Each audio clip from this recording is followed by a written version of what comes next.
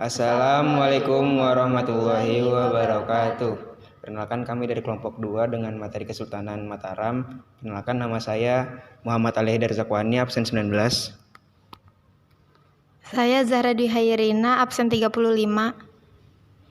Nama saya Tasya Siti Batrisya Naura, absen 5. Sekian perkenalan dari kami, selamat menyaksikan video dari kami. Letak wilayah Kesultanan Mataram. Kesultanan Mataram Islam berada di daerah yang subur, tepatnya di antara Kali Opak dan Kali Progo. Kerajaan Mataram berdiri di kawasan yang kini masuk dalam wilayah Yogyakarta. Sejarah juga mencatat bahwa ibu kota kerajaan ini beberapa kali dipindahkan. Selanjutnya, proses berdirinya Kesultanan Mataram. Proses berdirinya Kesultanan Mataram dimulai ketika Ki Ageng Pemanahan membantu Raja Pajang yaitu Sultan Hadiwijaya untuk mengalahkan Arya Penangsang dari Jipang. Atas jasanya tersebut, Ki Ageng Pemanahan dianugerahi wilayah tanah di Hutan Mentau atau sekarang Kota Gede, Yogyakarta. Ki Ageng Pemanahan kemudian langsung mulai membangun tanah tersebut menjadi desa yang makmur. Dan setelah ia meninggal, perannya diteruskan oleh putranya yaitu Danang Sutawijaya atau Raden Ngabehi Loring Pasar. Sutawijaya mulai memberontak pada Pajang yang masih dipimpin oleh Sultan Hadiwijaya. Pertempuran yang terjadi kemudian antara pihak Pajang dan Mataram berhasil dimenangkan oleh Sutawijaya. Setelah Sultan Hadiwijaya sakit dan akhirnya wafat, Sutawijaya mendirikan Kesultanan Mataram. Selanjutnya, Raja-Raja Kesultanan Mataram. Yang pertama, raja pendirinya yaitu Raja Sutawijaya yang bergelar Panembahan Senopati Ing Alogo Sayidin Panutogomo atau Kepala Tentara dan Pengatur Agama. Yang kedua, raja terbesar yaitu Sultan Agung Hanyokrokusumo dan raja terakhir yaitu Amangkurat IV.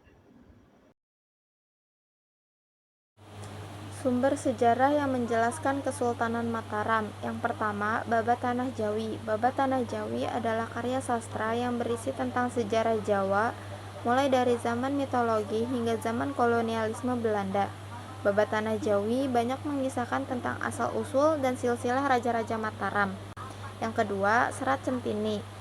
Serat Centini adalah karya sastra Jawa yang berisi tentang petualangan Ki Panji Asmorobangun dan Dewi Sekartanji. Serat Centini juga menyajikan gambaran tentang kehidupan sosial budaya masyarakat Jawa pada masa Mataram.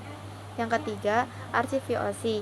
Arsip VOC adalah kumpulan dokumen-dokumen yang dibuat oleh VOC yang berkaitan dengan aktivitas perdagangan dan politik di Nusantara. Arsip VOC banyak menyimpan informasi tentang hubungan antara Mataram dan VOC, termasuk perjanjian-perjanjian yang dibuat. Yang keempat, Bangsal Duda.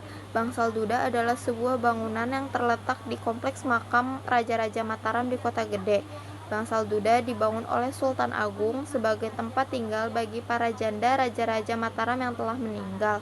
Yang kelima, Masjid Agung Kota Gede. Masjid Agung Kota Gede adalah sebuah masjid yang dibangun oleh Senopati pada tahun 1575 sebagai pusat kegiatan keagamaan di Mataram. Yang keenam, Keris Pusaka Mataram. Keris Pusaka Mataram adalah sebutan untuk beberapa keris yang menjadi pusaka atau lambang kekuasaan Mataram. Beberapa keris pusaka tersebut antara lain adalah Kiai Ageng Pemanahan, Kiai Ageng Surodiwiryo, Kiai Ageng Kebon Agung, dan Kiai Ageng Gajah. Peristiwa penting yang dialami Kesultanan Mataram.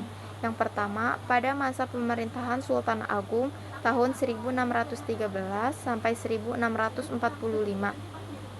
Sultan Agung adalah salah satu raja terbesar di Mataram. Pada masa pemerintahannya mencapai puncak kejayaan dan menjadi kesultanan terbesar di Jawa.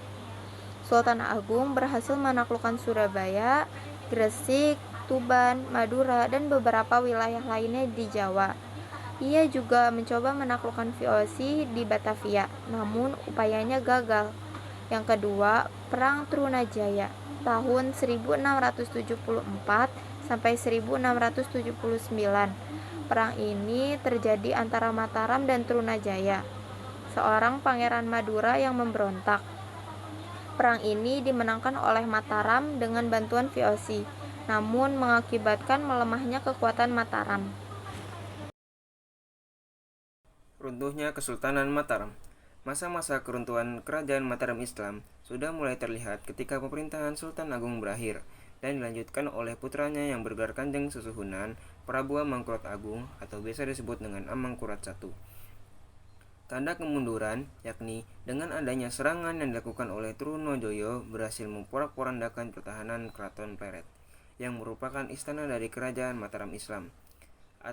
Atas peristiwa tersebut, kemudian Amangkurat I pergi dan melarikan diri dari Keraton Pleret serta meminta perlindungan dari pihak VOC. Akhirnya, Amangkurat I meninggal dalam masa pelariannya di Tegal pada tahun 1677. Kemudian digantikan oleh putra mahkota kerajaan Mataram Islam dengan gelar Amangkurat II dan diterima sebagai bangsawan Jawa di Tegal.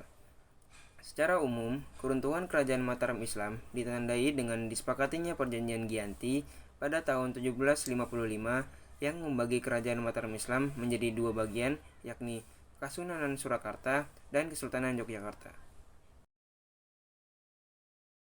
Peninggalan Kesultanan Mataram.